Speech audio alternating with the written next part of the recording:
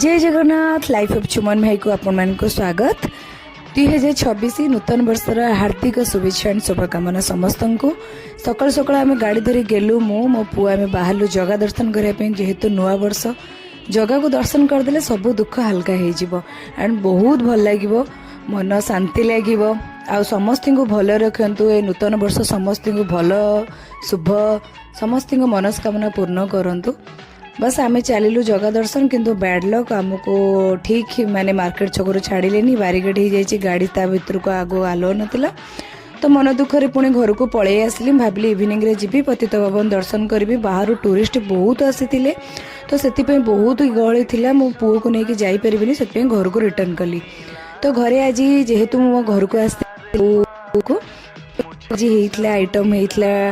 आज गुरुवार स्पेशल खाइबा होता लेमन राइस तासरे ग्रीन मटर पड़ीला तापर बाड़िया डालमा मो पूरी स्टाइल तापर साग मुग तापर खीरी होता सो देखो एत सुंदर खाया ता सहित लेंबू लुण लंका गोटे पाग ना कौन खाइबा भल लगे जमीबनी ना या देखु तो मो धन आज रोसई करता से बहुत यमी बनाए रोसई से जहाँ भी करे बहुत टेस्टी बनाए सो आम खाया सरला तापर इवनिंग रे चलिलु जगह दर्शन पे तो मो आम जीवु माने तो आम गेलु भी जीव ना मो गुगुलु तो आम चलू ताको नहीं देखते चली चली जाऊँगी